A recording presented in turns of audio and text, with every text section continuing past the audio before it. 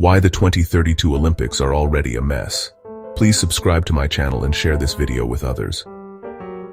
Brisbane's win in 2021 was less about triumph and more about default. The IOC had changed its selection process to avoid the embarrassment of cities backing out. Brisbane was basically crowned without competition, making it feel like the games were handed over rather than earned. This lack of competition planted the seeds of today's problems. No pressure to prove the city was ready, no public debate on the real costs.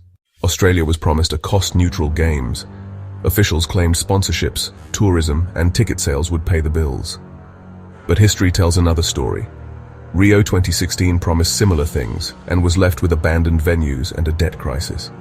Athens 2004 left Greece with unused arenas that symbolized its economic collapse. Now Brisbane faces the same trajectory: soaring costs, vague numbers, and public frustration. The Gabba rebuild has become the flashpoint. At a projected $2.7 billion, it's eating up nearly a third of the entire game's budget.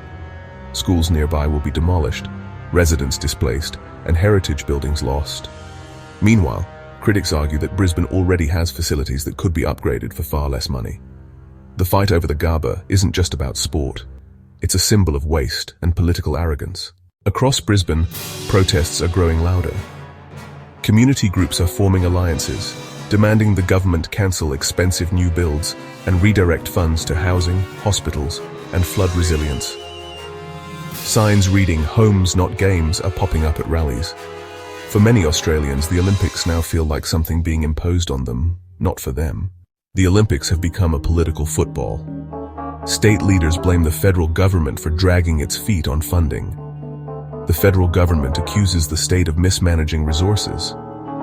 Local councils, especially in Brisbane, claim they've been cut out of decision-making altogether.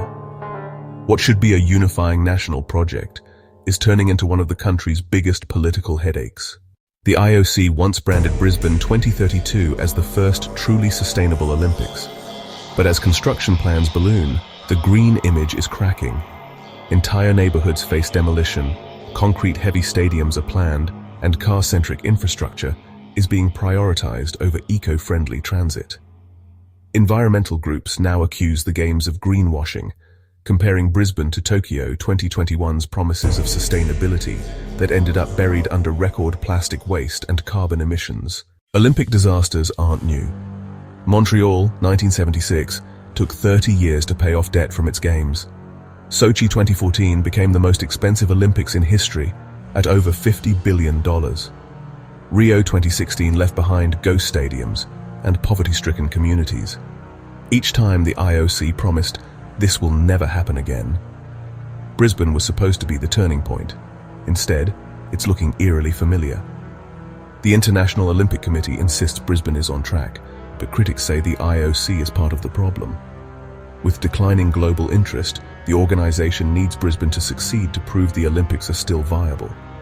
Some suggest the IOC pushed Brisbane too fast, too hard, turning the city into a guinea pig for its new selection process, without ensuring the foundations were solid. By 2032, the entire world will be watching. But what will they see? A vibrant, reimagined Olympic Games, or a city drowning in debt and disillusionment? Already, international media are comparing Brisbane to Rio before 2016, a city celebrated as a rising star but ultimately scarred by the Games. The question is whether Brisbane can break the curse or whether it's destined to become the next cautionary tale. Brisbane is already facing one of the worst housing shortages in Australia. Rents have soared, homelessness is rising, and young families are being priced out. The promise of an Olympic village for athletes sounds glamorous, but locals fear it will come at the cost of land that could have been used for affordable housing. Activists worry that after the Games, the apartments will be sold off to wealthy investors, repeating what happened in Sydney 2000 and London 2012, where legacy housing became luxury real estate. Politicians promise that millions of visitors will pour into Brisbane, boosting the economy. But research shows Olympic tourism rarely meets expectations. During the 2016 Rio Olympics, normal tourists avoided the city entirely, fearing overcrowding and price gouging. In Tokyo 2021, pandemic restrictions left venues empty. Brisbane could find itself in the same trap. preparing for a tourism boom that never comes. Supporters of the Games argue that new infrastructure, like transport upgrades, will benefit Brisbane long after 2032. But critics warn that Olympic deadlines force cities to rush projects, cutting corners and overspending. The Cross River Rail and new highway expansions risk blowing out costs. If projects aren't delivered on time, they could either drain more taxpayer money or be abandoned entirely, leaving behind unfinished scars across the city. Ironically, while billions are being poured into Olympic venues, grassroots sports in Australia are struggling.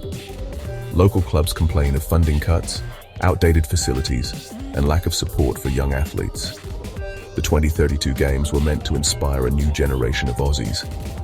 Instead, money is flowing to construction companies, not community sports. Some critics argue that the Games are actually hurting the very thing they claim to celebrate. By 2032, Australia will be battling harsher floods, bushfires, and extreme heat waves. Hosting a global mega-event in a subtropical city raises serious climate concerns. Will outdoor events be safe in sweltering conditions? How much carbon will be pumped into the atmosphere through construction, travel, and tourism? Environmentalists warn that Brisbane 2032 could end up as one of the most climate-damaging Olympics in history. Ironic for a Games branded as green. While much of the debate is about money and politics, athletes are also at risk. Delays in venue construction could leave them with substandard facilities, rushed housing, and dangerous playing conditions. Past Olympics saw horror stories: unfinished apartments in Rio, leaky plumbing in Sochi, even collapsing ramps in Athens. If Brisbane cuts corners to meet deadlines, athletes could suffer most. As 2032 approaches, international media will descend on Brisbane. Every protest, every budget blowout, every unfinished venue will become global news. Far from uniting Australia, the Olympics could broadcast its internal conflicts to the entire world. Brisbane was hoping to showcase itself as a modern world-class city. Instead, it risks being remembered as the Olympics that exposed Australia's political dysfunction. Every Olympics is sold with the word legacy, but what legacy really means is up for debate. Will Brisbane 2032 leave behind affordable housing, sustainable transport, and pride for its people? Or will its legacy be debt, white elephant stadiums, and broken promises? History suggests the latter, but the people of Brisbane are still fighting to change the script. The Olympic flame hasn't even been lit, but the fires of controversy are already burning. Brisbane 2032 was meant to be the model of the future, a low-cost, community-driven Games. Instead, it's becoming a symbol of the very problems that have plagued the Olympics for decades. As the countdown continues, the world is asking, will Brisbane prove that the Olympics can still work? Or will 2032 be remembered as the year the Games collapsed under their own weight? The Games are still 7 years away, but the mess is already here. And if history is any guide, the real drama hasn't even started.